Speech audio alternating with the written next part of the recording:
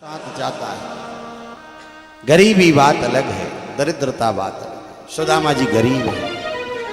सुदामा जी घर घर भिक्षाटन करते हैं, बिल्कुल गलत। सुदामा जी किसी के घर में कभी मांगने नहीं गए। तुलसी बेनर मर गए जे पर घर मांगन जाएं, और उनसे पहले बेमरी जो देवत में सकुचाएं। हैं? मांगना नहीं बताया। सुदामा भिक्षाटन नहीं करते, ब्रह्मवेत्ता है साहब, बहुत ज्ञानी है सुदामा जी, भगवान कृष्ण के साथ पढ़े हैं, गरीब हैं, घर में ही सत्संग चलाते हैं, और सत्संग में जो भी धन आ जाता है उससे अपना परिवार चलाते हैं। एक दिन 3-4 दिन सत्संग नहीं चला, भूखे लग गए, बच्चे भूखे सो गए। सुदामा जी पूजन कर रहे थे। सुदामा जी की पत्नी है सुशीला, यथा नाम तथा गुणा।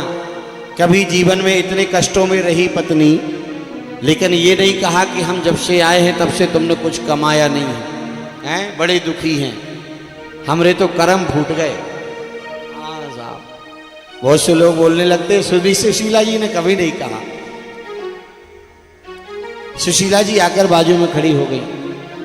सुदामा जी समझ गए शायद कुछ बोलना चाहती।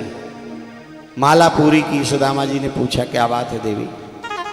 बोले, महाराज आपने एक दिन सत्संग में कहा था कि द्वारकानाथ आपके मित्र हैं। बोले, चौखी याद दिलाई देवी, द्वारकानाथ मेरे मित्र हैं। बोले, मेरी इच्छा है कि एक बार आप उनके दर्शन करने के लिए जाएं।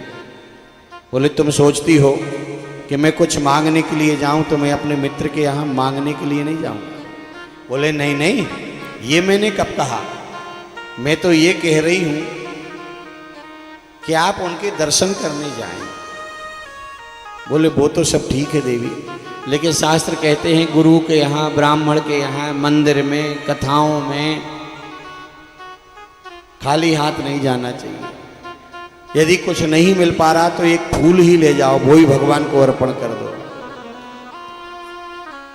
अपने यहां तो कुछ है नहीं है, खाने की व्यवस्था तक नहीं है, क्या ले जाएं?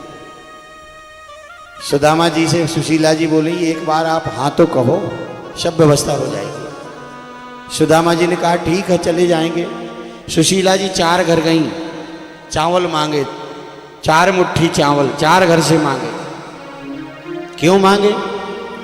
यदि चाहती सुशीला जी तो एक ही घर से 1 बोरा चावल आ जाते। इतनी इज्जत है सुशीला जी की, लेकिन 4 घर से क्यों मांगे? उसका मूल कारण इतना है क्योंकि सुशीला जी जानती हैं कि जब मेरे पति से द्वारकानाथ पूछेंगे कि सुदामा जी कैसे हो आप, तो मेरे पति यही कहेंगे कि ब्रह्मा की सृष्टि में यदि कोई सुखी है तो तुम्हारा मित्र है, दूसरा कोई नहीं।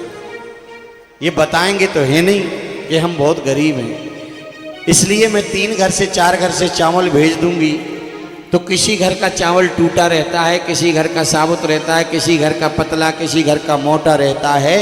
वो कन्हैया जब इन चावलों के लिए देख लेंगे तो देखकर समझ जाएंगे कि सुदामा जी के घर में एक साबुत अन्न का दाना भी नहीं है। और एक पोटली में बांध दिया, ऐसी पोटली में बांधा जो 10 जगह से सिली थी सुई धागे से, ताकि भगवान पोटली को देखकर देख ले, समझ जाएं कि सुदामा जी के घर में साबुत कपड़ा भी नहीं है। दे दिया सुदामा जी के लिए। ये समझदारी की बात है साहब। पत्नी भी समझदार हो तो जीवन स्वर्ग बन जाता है साहब। हाँ, पत्नी यदि समझदार हो तो जीवन स्वर्ग बन जाता है। अकेली पत्नी को समझदार नहीं होना चाहिए, दामाद को भी समझदार होना चाहिए।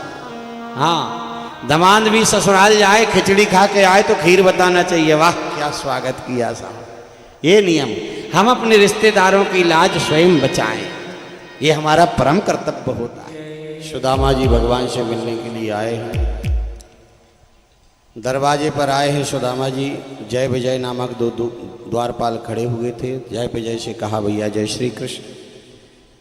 द्वारपालों से कहा कि हम कन्हैया से मिलना चाहते हैं, द्वारकानाथ से। द्वारपालों ने जाकर कहा, भगवान के लिए सूचना दी, धोती पति सुलटी दुपटी प्रभु जान को आय बसे के ही ग्रामा। द्वार खड़ो ध्वज दुर्बल एक, सुचकेत रहो वसुधा अभिरामा। पूछत दीन दयाल को नाम, बतावत आपनो नाम सुदामा। द्वारपालों ने जैसे ही शू कहा, भगवान दौड़े हैं 10 दरवाजे पार करके और भगवान बाहर आए हैं। कहीं पीताम्बरी पड़ी है, कहीं मुरली गिरी है। सुदामा जी को हृदय से लगाया, ले जाकर सिंहासन पर बिठा दिया। 16,108 रानियां खड़ी हुई हैं। भगवान कहने लगे रुक्मणी जी से कि जल लेकर आओ, इनके चरण पखारो। थाली आई है, जल आया है।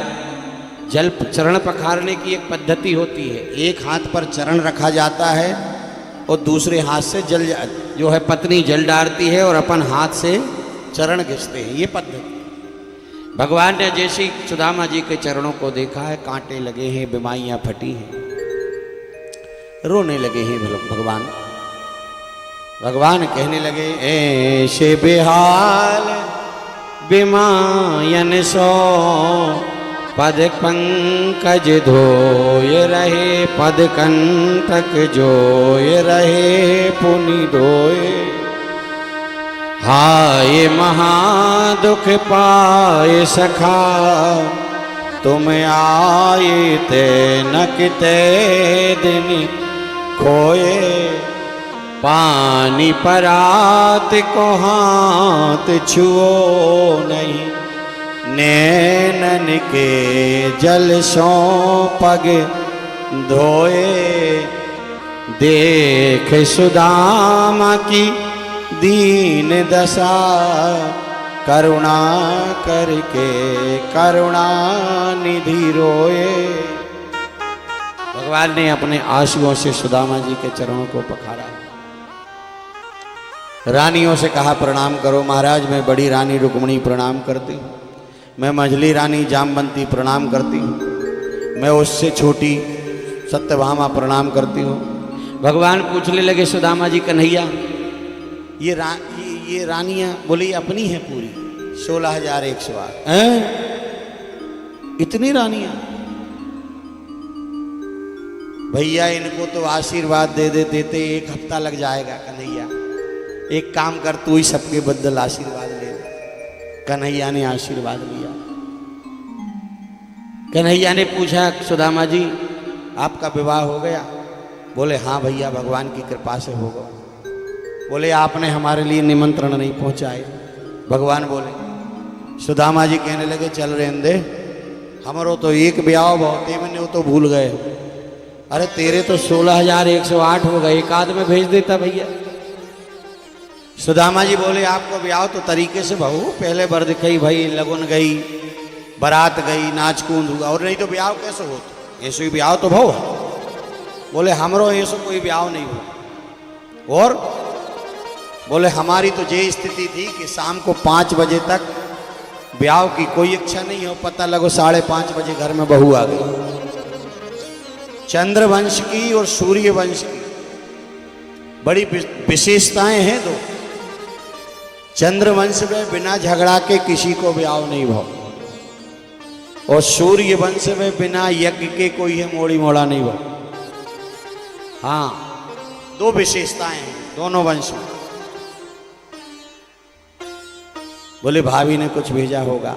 बगल को उठा हुआ देखा, कन्हैया कपड़ा देखकर समझ गए कि सुदामा जी इतने गरीब हैं कि घर में एक साबुत कपड़ा नहीं।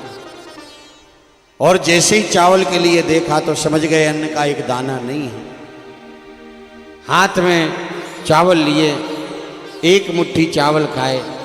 लोग जो तप करके, यज्ञ करके, जप करके स्वर्गाधिपति बनते हैं, आज मैं सुदामा के लिए स्वर्ग का राज्य देता हूं। एक लोक दे दिया, दूसरी मुट्ठी खाई, दूसरा लोक दे दिया, और तीसरी मुट्ठी जब खाने लगे तो रुक्मणी ने बाहें पकड़ ली। महाराज कुछ प्रसाद हमको भी दे दो। दूसरा एक श्रेय ये भी था कि हम 16,108 हैं, शबरोई दान कर दो तो हमें का बचे, कहाँ राख हो हैं। हाँ साहब,